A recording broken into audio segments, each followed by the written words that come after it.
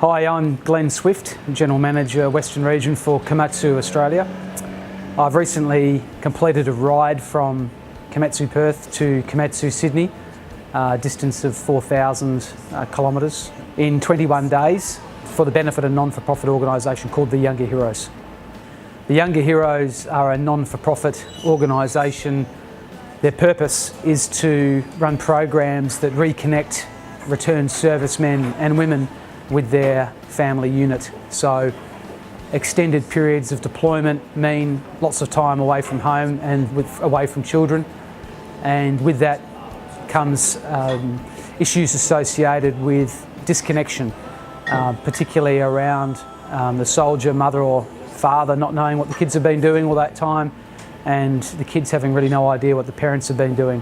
So that separation, that time away, is tough for families and tough for the family unit. The Younger Heroes program is designed to reconnect that family unit bond through structured programs that work on team building and communication, essentially strengthening the family bond.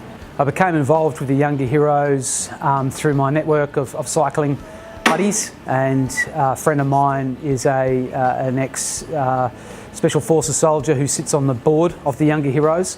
When I inquired as to how I could get involved in supporting veterans, then he was able to set me in the right direction and introduce me to the Younger Heroes team. So the reason was twofold, but the Younger Heroes and to build awareness for the Younger Heroes was one. The second was also to test myself mentally and physically, and to in some way mirror the type of separation and struggle that occurs with extended periods of not being at home, and with the stresses of putting yourself through such an endurance type event.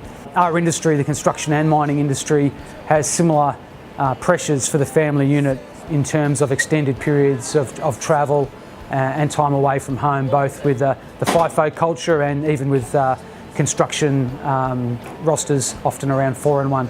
Very stressful on families over time.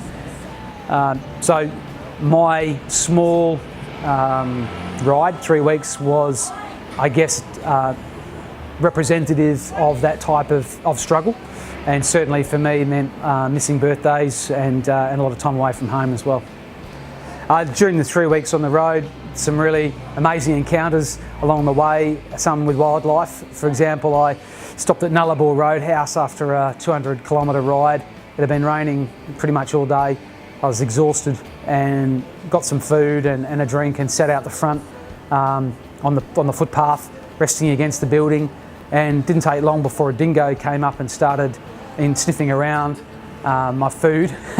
And I was pretty worn out, pretty tired and emotional, so I didn't put up much resistance. I was just letting it sniff around. It got really close. It went over to the door of the roadhouse and started pushing on the door to get in. So I figured it was the family pet or a friendly.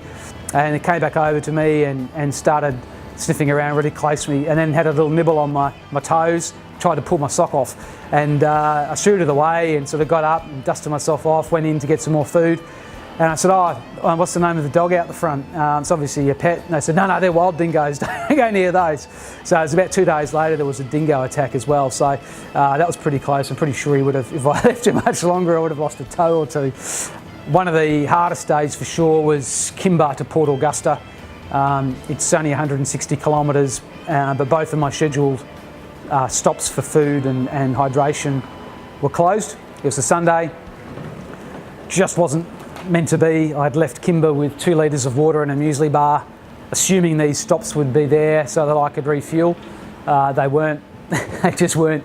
And to top it off, it was pretty warm, had a gusting 25 to 40 kilometre headwind that day, really heavy traffic, and the road was appalling in both condition, and there's just nowhere to ride on, there's no shoulder on the road at all.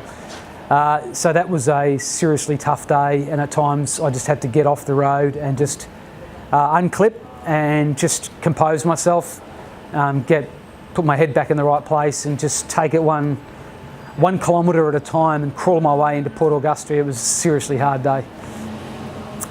One of the funniest, obviously setting a King of the Mountains was pretty good. A Strava.com is where you nail it and hold a record, and I got the Strava record for the second part of the 90-mile straight, which was a great thing, and averaged over 35 k's an hour for 5 hours. So that was pretty good. I was assisted by a westerly, but we will just keep that out of the story. And I think I got the second best time overall for the full 90 mile straight section. So that's pretty cool. That's going to take a while to break, I reckon. And also some of the experiences in we'll call them places that are a dot on the map, a grain silo and a rail siding and not much else.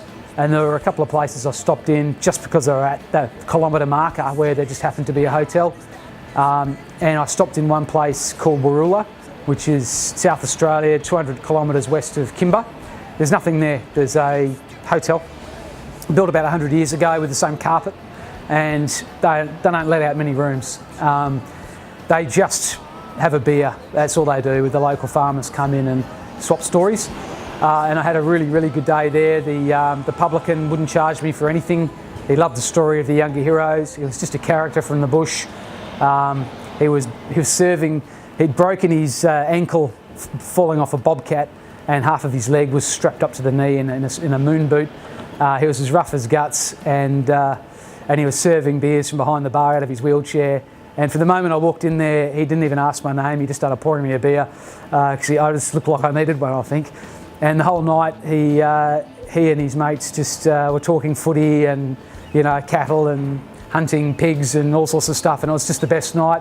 And they fed me the best T-bone I've ever had. Seriously amazing. And this place was just unknown. People I speak to since still don't know where the place is. So it was a real highlight for me. The guy's a legend. Komatsu have been incredible in their support of this community initiative for the Younger Heroes, as well as others completed through Komatsu's Live Your Dream program. I'm very fortunate to have the support of Komatsu Australia, and we would love your support for the Younger Heroes. Please visit www.youngerheroes.org and please support our veterans.